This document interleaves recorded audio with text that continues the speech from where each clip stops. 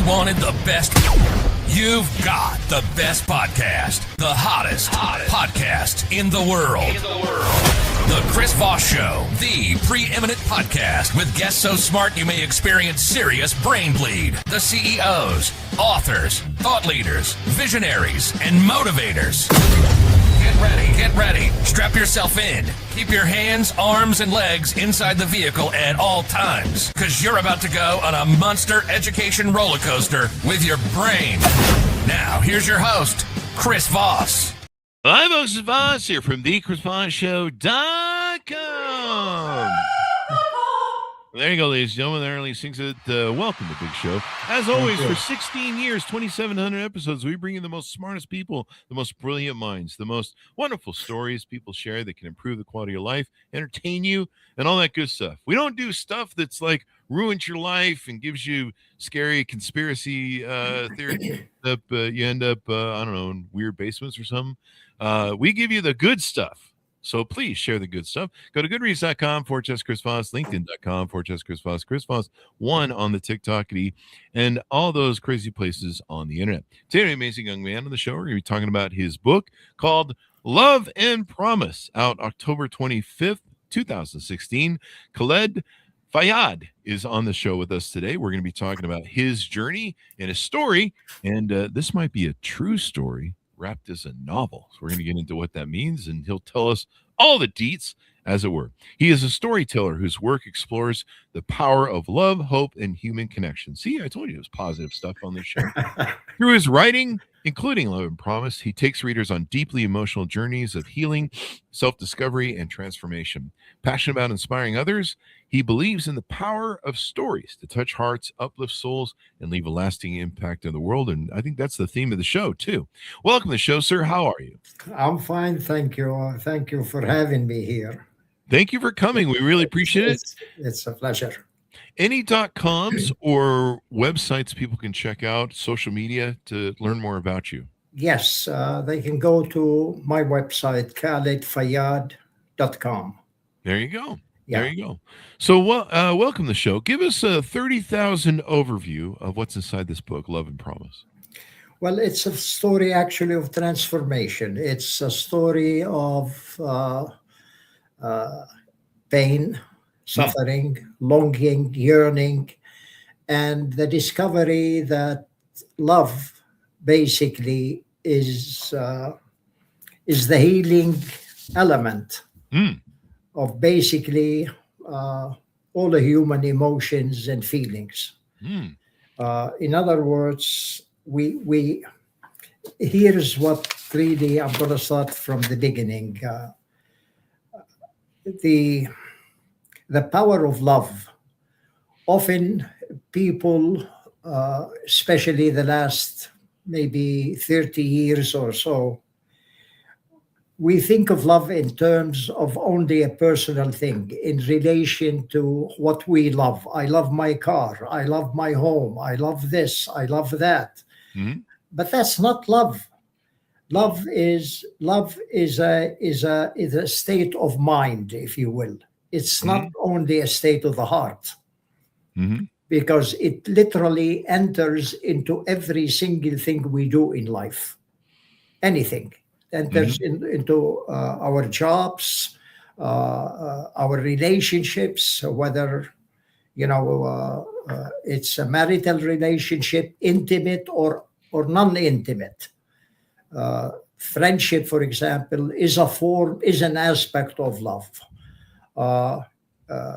Even acquaintances, that is also an aspect of love. Our job, for example, if you do your job with love, you will do much better than if you are only doing it to get a paycheck. Ah, yes. If you are a baker and you bake your bread with love and you put your heart into it, your bread will come out much, much better and people will like it better. Oh, yeah. The unfortunate thing is that we have gotten away from that. Now people go do a job not because they like it, but because they need a job. And the other thing is, if we do a job, even though we don't like it, but if the job is beneficial, we should learn to love it. Mm-hmm. You know, but here, with regard to the book, it shows. People say, for example, so and so fell in love. Mm. There is no such thing. I've stepped in it a few times, kind of like Yeah. when you step in a poop when you're out you're at the dog park. I've stepped Yeah. in it. Yeah, Got it on me.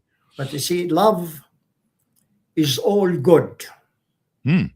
All good. It enters into every aspect of life, and it's the hidden thread that holds the values of life together. For example, take forgiveness. Mm-hmm. Love cannot be without forgiveness. They are synonymous. Take understanding, the same thing. Mm-hmm. These elements do not exist without each other and separate from each other. Ah. So in true love, you have forgiveness, you have understanding, you have communication, you have sacrifice, but it's a happy sacrifice. Yeah. Because, You're doing it because you love someone. Yeah. of course, Mm-hmm.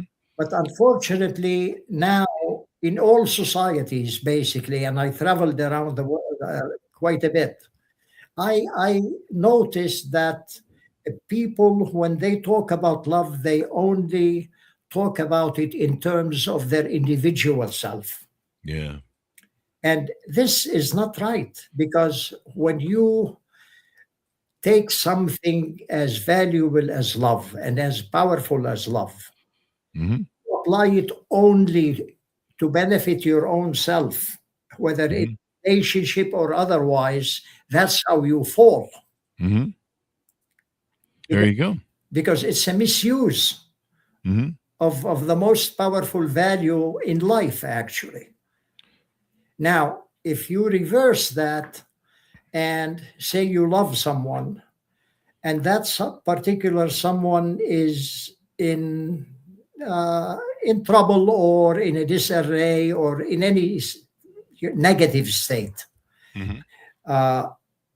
if you truly love them, you will help them by doing whatever it takes in order to get them out of that state. Yeah. Even if that state, even if what you're doing is to your disliking, but you still do it to help them out. There you go. That's love. So you write about this in the book, about the love in your story. Yes. Tell us what your who the characters are in this book, and give us a deeper dive into the story. Yeah. Mainly they are two characters, Michael and Anna. Mm-hmm. The way the story started, there is a background. Michael was in a state of total disarray, if you will, emotionally, that is. Mm-hmm. He was lonely, very lonely, and he lived through a couple of decades of severe pain Mm-hmm. that literally turned his life into an upheaval, daily pain, that is. Wow. And there was no cure for it. Mm-hmm. So Michael's background, Michael is a very passionate person, very loving. And it so happens that that was not the case in his life. Even though he was married and all of that, there was a disconnect, a major disconnect. Mm. So anytime, for example, Michael would see two people together, he will hurt, remembering what he is going through, and he would wish that he had someone by his side, in the mental and the emotional sense. So there was a huge gap of loneliness in his life. Hmm. And that loneliness led to a form of aloneness too. Yeah. Because even when there are certain people around him, he still felt alone. Hmm. Who's the romantic partner in the story? Who's the lady? Uh-huh. Yeah. Anna is a lady that lived in the Midwest. And she was going through also a very bad relationship. And she was suffering quite a bit. Hmm. Her husband was not what you would call a nice person. Oh. Yeah, he was what we talked earlier on being an alcoholic. He was an alcoholic. Oh, wow. Yeah. Yeah, and he even at one time or another, at one time he brought in, he was sort of a womanizer too. Oh, really? Yes, Wow. and he really mistreated his wife Hmm. in that sense. I mean, he would do it to her face. Wow. Yeah, It's not very fun or cool or nice. yeah. Yeah.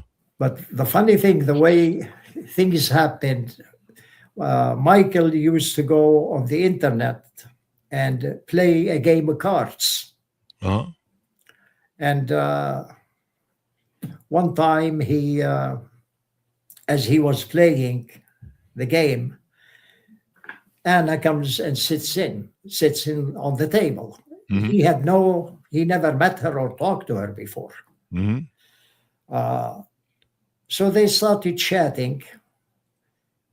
Usually, I mean, nothing except greetings, being courteous to one another, good game, things like that. No Mhm. more. From that moment on, Michael felt something grab him. Ah. It was really amazing. Hmm. And from that moment on, the pain Michael was going through stopped. Ah. It was no longer there. Mhm. So after that, they started meeting online, playing games together, There you go. and the relationship grew. Now, at this time, is he single and she's married? Is that the correct Yeah, status? no, they are both married. Oh, they're both married. Yeah, Oh, but yeah, some he shenanigans. has gone through several years without any marital cohabitation, if you will. Oh, so they've been kind of separated, maybe. Yes, Okay. yes. And Anna was in the same position too. Hmm. Yeah. So, yeah, and it grew, the relationship grew uh, in leaps and bounds, if you will, and they were together on daily basis, Oh, wow. chatting an hour here, an hour there. And he was healed. His life was turned upside down from being in the abyss, if you will. He suddenly felt on top of the world. And the interesting is, people could see the change in him. Oh, really? Yes, I mean, Yeah. people literally would ask Michael, "What happened to you? How come you're so happy?" And from there on, all the people that he was close to, he was able to affect them in a very positive manner. Oh, wow. Yeah, that's what love does. Oh, yeah. Love. That's what love does. Mhm. Yeah. So it's a very interesting story. The other thing was, there is a section in the book which is true. Anna had stopped talking to her mom for the last 10 years. Oh, wow. They had a big fallout, and so she told Michael about it one time. And Michael said to her, he encouraged her to make amends, regardless of who's at fault. Hmm. And she answered Michael saying, everybody has been telling me that for several years, but I wouldn't do it. I said, I'm asking you to.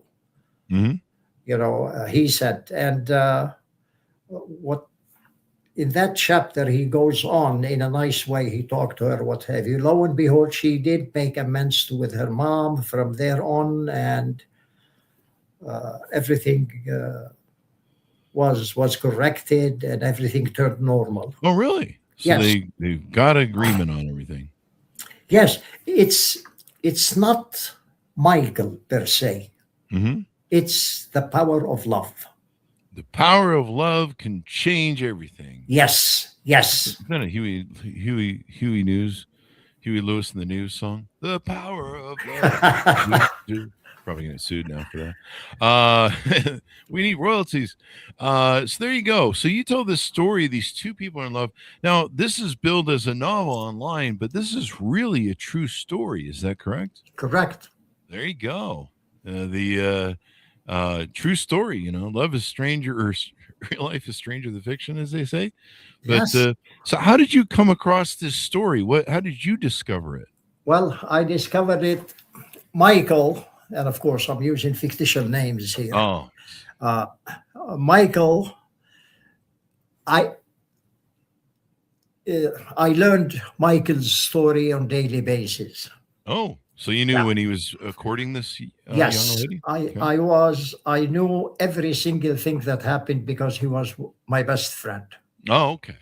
I knew his private life. I knew his outlook on life. I know what type of person he is, and he was very, very similar to me. Oh yeah. Yeah. So as he told me over the years his story, I could feel his pain, and I could feel what he was going through, because I had gone through certain things that were almost the same like him.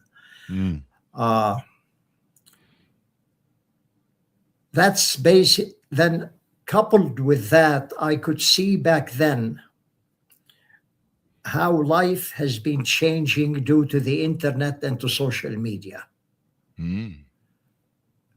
I could literally see it. And what made me see it one time, it struck me as funny, little things.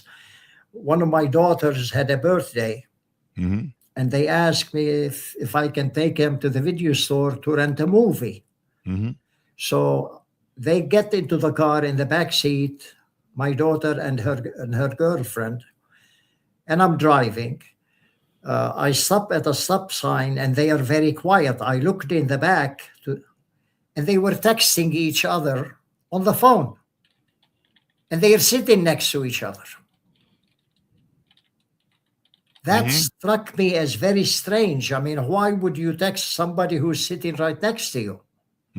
Because I asked them to make sure, and they said, yeah, we're texting each other. From there on, I could see how the young generation is progressing far into the future. And nowadays, this is what happens. People go out to dinner to have dinner together, and they are both on their phone. Yeah, I see that a lot when I go out. Yeah, so life has changed. So I couldn't foresee that. I saw that happening. And I thought that if I would write this book, hopefully people will see that it's not about texting, it's not about technology, it's not about material stuff. We are humans, and humans by nature, we are social creatures. And on the personal level, and even the general level, life depends on the continuity of life, or the continuum of life depends on marriages, men and women. So if we're not careful and we go way too far into this technology stuff, texting and what have you, where everybody is in their home chatting with somebody else somewhere else, and we neglect our personal or person-to-person social meetings and what have you, then we are in a heap of trouble, big Yeah. trouble. Big trouble. Yeah. So that I wanted to people to foresee that love, even though it can abridge the distance and annul divides and all of that, we are still human beings and we still need the personal connection. Mm. We still need to look at each other in the eye, and we still need to,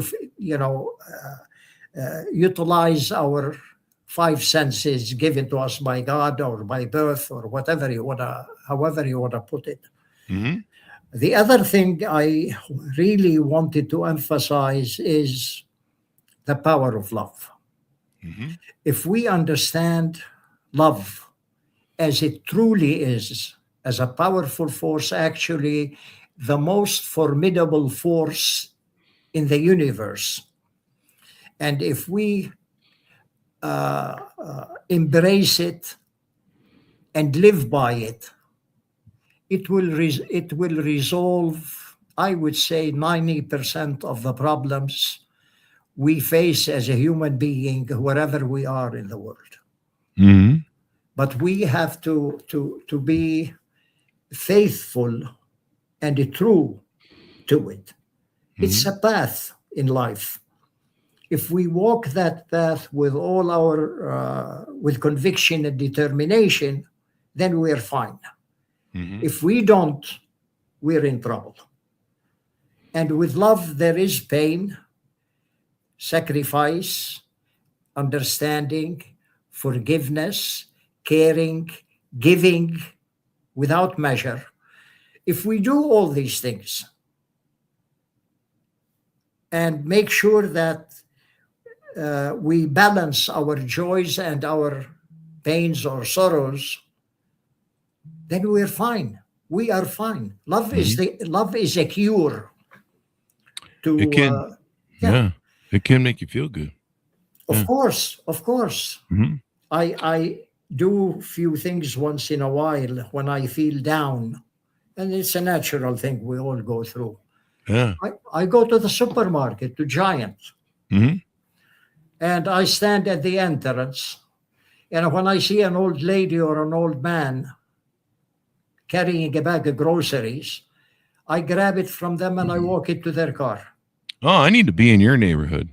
But the amazing thing, Chris, is every single time I did that, Uh-huh. I felt so happy. It was crazy. Yeah. I mean, little things we do with each other. They don't have to be big or flashy or, little gestures. Mm-hmm. You do them of the heart. Yeah. Do them of the heart so that you can really enjoy that sort of thing. Now, with these two, I know with novels, we can't talk about what happens at the middle or the end. Yeah. But I imagine something good happens as time goes by, or you maybe don't want to disclose that in case something bad happens. They get hit by a bus or something. I'll do it in general. Okay. The most wonderful thing about it is when there is a breakdown in the relationship. Mm-hmm. Most people, or a lot of people, tend to say, "Oh, it's their fault. It's his fault. It's her fault." Seen that movie. This is very dangerous. Mm-hmm. The reason is after it's all said and done, one starts remembering the things he or she did in the past, which in general, they are very comparable to the mistake that was committed but by Michael or by Anna. Mm-hmm. So blame is a very dangerous two-edged sword. Oh, yeah. Yeah. Seen that movie. So the best thing to do, I learned through writing this story, is as I was writing, I was discovering things about myself that I had thought of or done in the past. Mm-hmm. And I had reached a point where you would blame the others for doing a certain thing that you have done yourself 10 or 15 or 20 years ago. But once you discover that, the blame or the hard feelings immediately dissipate. Mm. So in a sense, it purifies you when you discover these things. And yeah, and it enables you to have a more loving or a caring relationship with others because you stop the blame. Mm. It's no longer about blame. It becomes, okay, if a wrong is corrected, I don't want to hear I'm sorry. What I want to do is I want to correct the wrong. Yeah. That's what you've got to do in order to build a relationship. Otherwise, Yes. all those unfixed or unresolved issues of stuff can really wreck the relationship because they just stack up, right? Yes, of course. Yeah. I mean, they become like a huge trash can sitting on top of. Yeah. Hey, I told you not to describe my relationships on the show, man. So there you go. Now, so you make this beautiful story, you document it. You know, it sounds like this gentleman, he was going through a lot. He was lonely.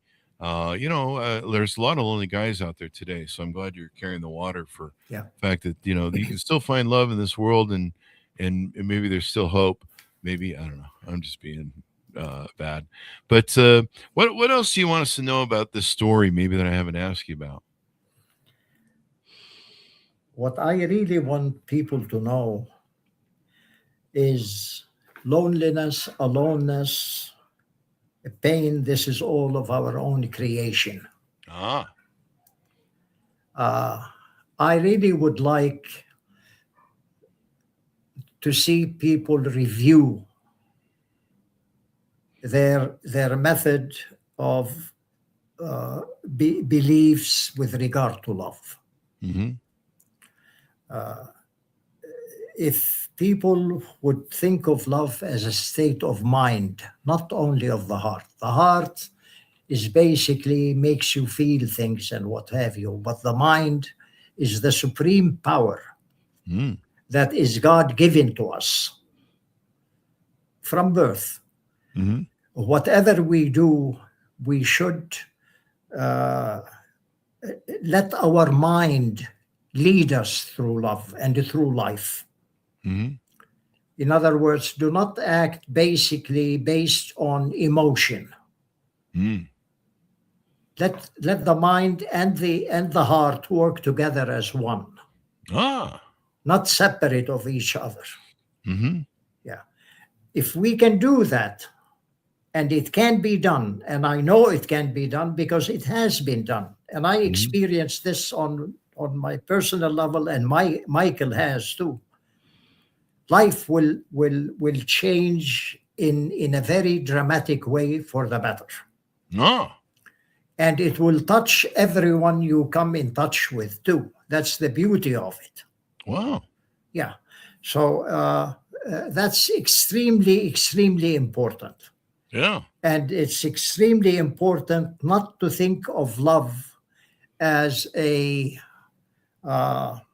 solely as an individual on the individual terms, because that is how we fall. Yeah. As an example of love and how it works and how it rolls. What advice would you give writers to share their stories with the world? Any that have trouble writing or those that are worried about obstacles like support or finances? What advice would you give to other folks who've written a book? The first advice I would give is be honest. Because if you're not honest, it's fiction.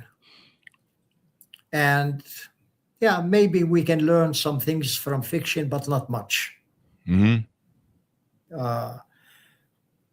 other thing is to be courageous. Don't hide what you feel or what you have gone through. Mm-hmm. Because it's not a shame to be in pain. It's Yeah. not a shame to suffer. It is not, it equals, I mean, why is it when we are rejoicing and we are happy, we want the world to share with us, but when we are down and when we are in the doldrums of the emotional state, why is it do we want to hide in a corner? Yeah. I mean, since every human being on earth goes through these emotions and these stages once in a while, why do we have to hide them? Why do we have to be ashamed of them? Yeah. Why? There is no reason. Mm-hmm. And if one looks closely at life in general, we will see that there is a balance between being happy and being sad, between joy and sorrow, and what have you. Without that balance, we cannot survive. Yeah. Survival's kind of cool. I found I'm kind of into the survival thing. Excuse me? I'm kind of into that survival thing. I like that survival thing. Yeah, That's always good.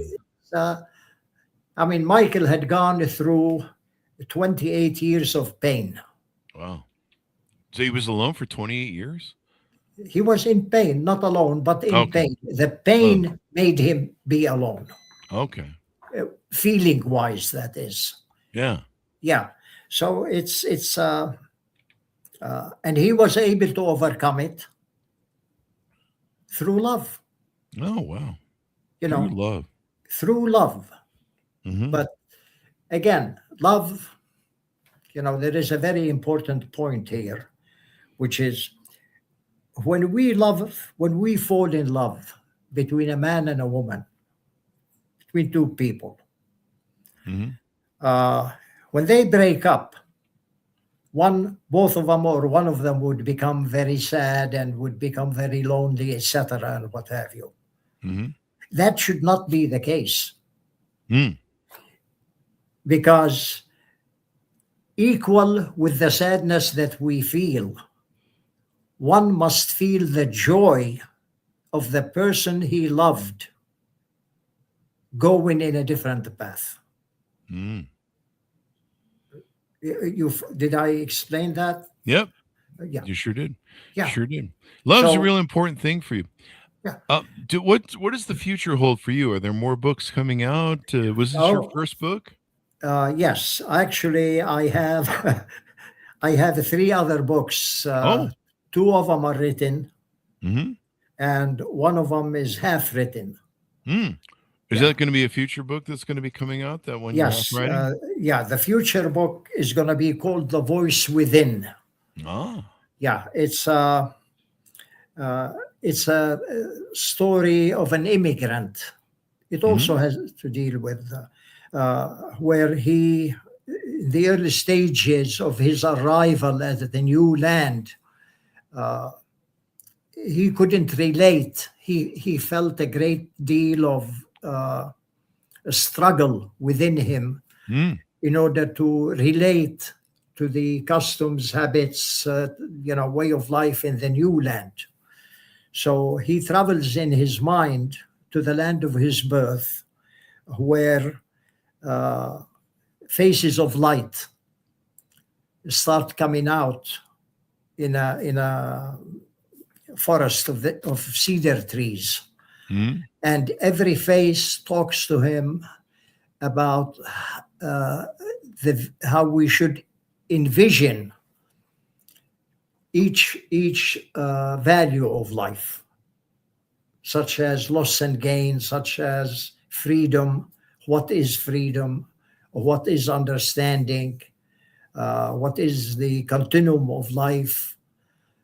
These aspects, it has about 9 chapters that talk about daily values that we exercise in our daily life.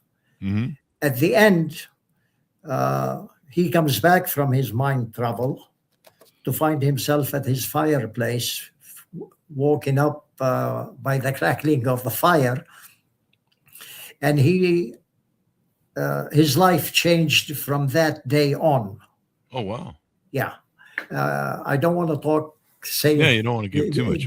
give too much, but it's it's a short, about 100 pages book, and it transformed him too. Wow. Yeah, There you go. And from there on, he began feeling at the new land as part of the new land. It helped him understand the way of life in the new land. So it's a book actually that a lot of people, the majority of people, can relate to. You know, especially in the U.S., because we're all immigrants or the sons of immigrants. Yeah, true. I'm a great grandson of an immigrant from Germany. Ah, yeah. I've been to Germany a few times. There you go. You go. Yeah, I mean, you think about all the people that have moved here, they never moved here. I mean, technically, it would just be the Indians left here enjoying. They probably had a good time before we got here, evidently. But, that's on us. We're not the best sort of people in the world, folks. But yeah, this speaks to, I love how you really support the power of love and the journey that people go through there, and why that's important to people. So as we go out, give people a final pitch out, unless there's anything more you want to talk about, where people can get to know you better. Well, we all go through very similar things in life. I mean, the shape of them may be different, but the gist of it is basically the same. We are humans. We all have the same senses. We all have brains, etc., and we all need to live together. We are social. If we learn to love one another, even though we differ in outlook or in the way we think of things, we should allow each other that space in which we, instead of turning against each other, no, we will stand by each other, even though we're different, for the betterment of the good. In other words, as Khaled, I don't want to think of myself as opposite to Chris, even though Chris does something completely different than me and may differ in his way of thinking than I. And I am, and the same for me. If we combine our strengths, if we combine our abilities together, and we start learning how to complement one another instead of being opposite to one another, or instead of competing with another. For example, can there be a king without a kingdom? No. Can there be a president without a republic? No. Can there be a bricklayer without bricks? No. There can't be. Can there be? I mean, we all have abilities, and love should help bring our abilities together to complement one another, and together we can achieve a lot. Where everybody can benefit. We can achieve a lot. Yes, that's the main thing. We need to look. Okay, take America, for example. I'm not talking about politics at all. If we work for the betterment of America as a whole, every citizen will benefit. Rising tide lifts all boats, as we like to say. Yes, when your house is strong, you're fine. Everybody who lives in that house will feel secure. But it takes the basis of that is we need to love one another. Oh yeah. No matter where. More love in the world. Yeah, no matter what. And love, I mean, people think of love as two people, a man and a woman, they fall in love. That's a part of love. It's Yeah. not. It's only a small part of love, very tiny part of love. Mhm. You know, love should be in everything we do. Yeah. Love is grand. It's Yeah. wonderful. Yeah. So give me your .coms, websites, anything on social media where you want Yeah, people to get to yeah. know you better. Okay. My .com is khaledfayyad.com. Mm-hmm. And I have an email there also on the website. It's khaledfayyad@khaledfayyad.com. There you go. There you Yeah. go. Well, thank you very much for coming to the show. We really appreciate it. Thank you, Chris. Thank you for having me. It's a pleasure being here. Thank you. A pleasure to Thank have you as well. And what a great story and promise of love. Folks, order up his book wherever fine books are sold. Love and Promise, out on October 25th, 2016. Thanks, Ernest, for tuning in. Go to goodreads.com/Chris Voss, linkedin.com/Chris Voss, and all the other crazy places on the internet. Be good to each other. Stay safe. We'll see you next. You've been listening to the most amazing, intelligent podcast ever made to improve your brain and your life. Warning, consuming too much of the Chris Voss Show podcast can lead to people thinking you're smarter, younger, and irresistible sexy. Consume in regularly moderated amounts. Consult a doctor for any resulting brain bleed.